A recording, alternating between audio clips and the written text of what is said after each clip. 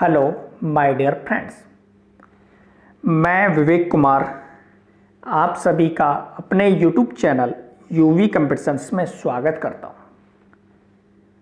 साथियों मैं लेकर उपस्थित हूं आज एक नया वीडियो। आज के हमारे इस वीडियो में हम राजस्थान राज्य की विद्युत विभाग की भर्ती के एग्जाम पैटर्न और एग्जाम में क्या क्या सिलेबस आएगा उसका सब्जेक्ट वाइज टॉपिक वाइज उसकी विस्तार से चर्चा करेंगे। साथियों मेरे आज का ये वीडियो शुरू करते हैं राजस्थान राज्य की 5 विद्युत कंपनियों के बारे में। इन 5 विद्युत कंपनियों में 2370 वैकेंसी 2370 पदों पर भर्ती होनी है। ये 5 विद्युत कंपनियां कौन कौन सी है?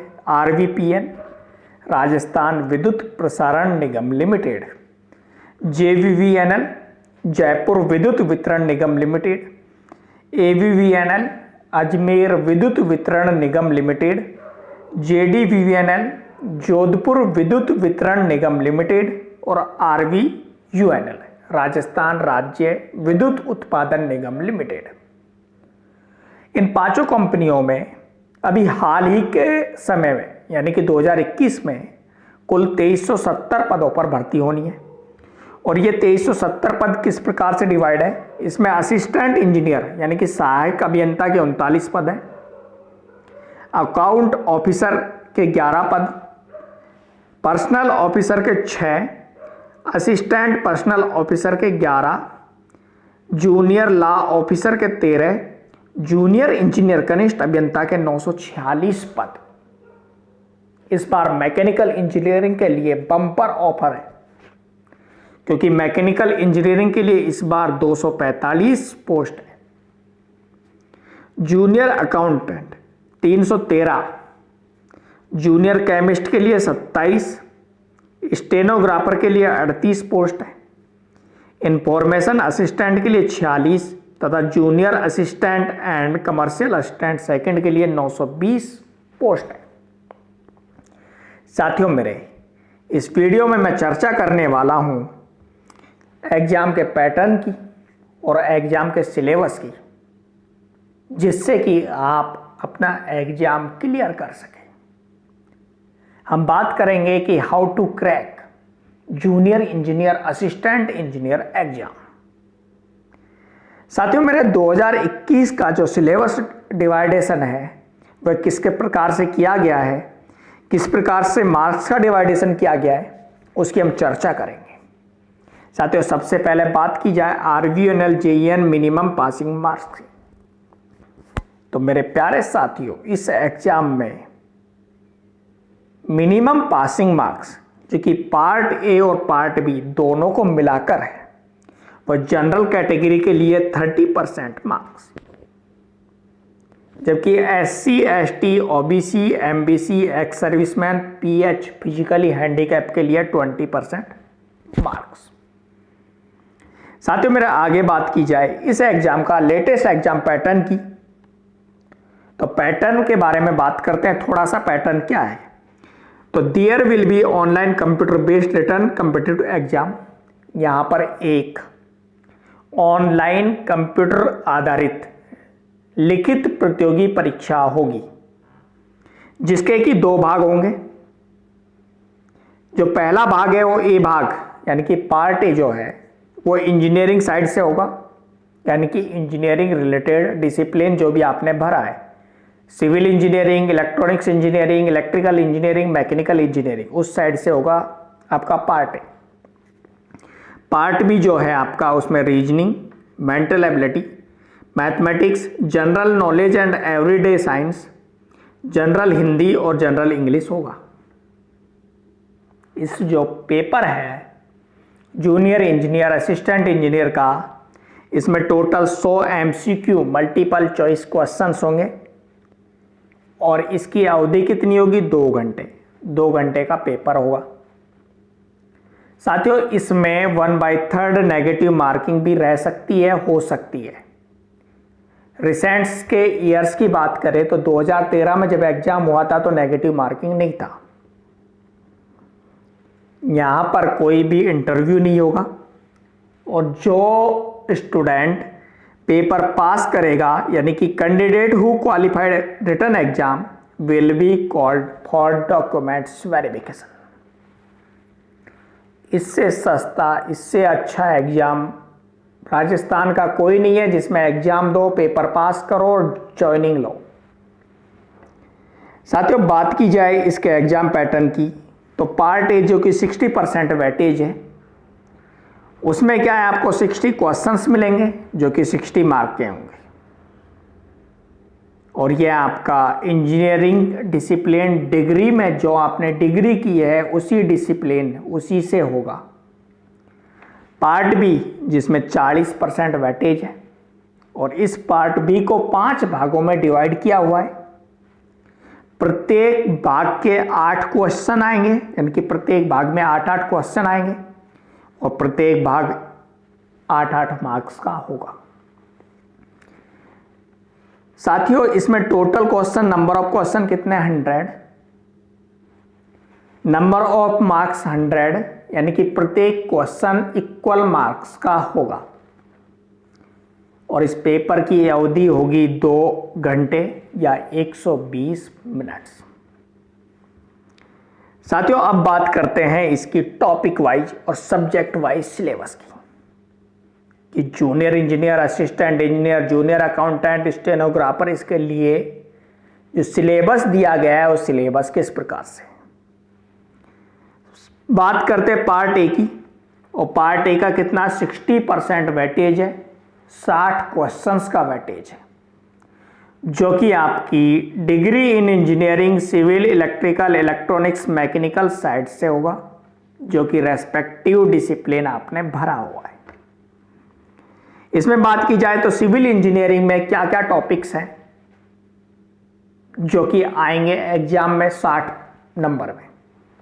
Hydrology and water resources engineering, hydraulic structure, solid mechanics and foundation engineering, transportation engineering, environmental engineering, surveying, civil engineering, material and construction, solid mechanics, structure analysis, concrete technology, reinforce concrete structure, estimation, costing and specifications, construction and project management, steel structure, PSC structure, fluid mechanics, bridge engineering, environmental studies.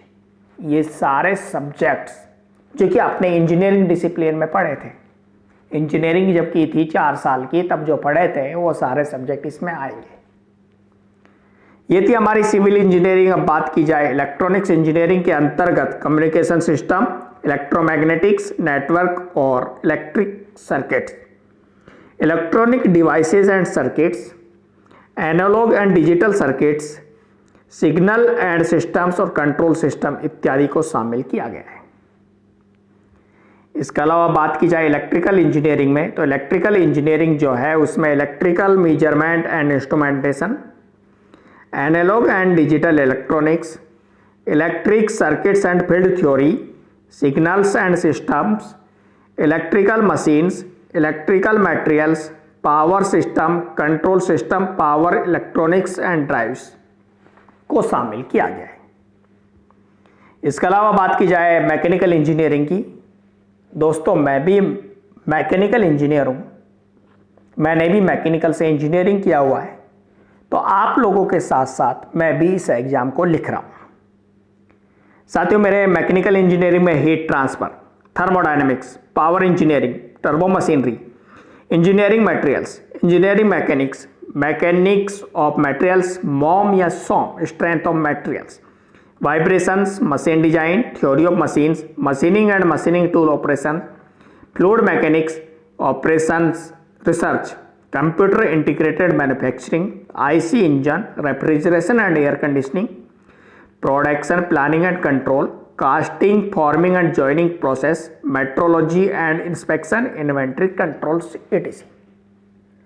मेरे प्यारे साथियों, mechanical side से जो syllabus आएगा उसका आप हर topic मेरे से डिस्क्रिप्शन में उसके बारे में चर्चा कर सकते हो।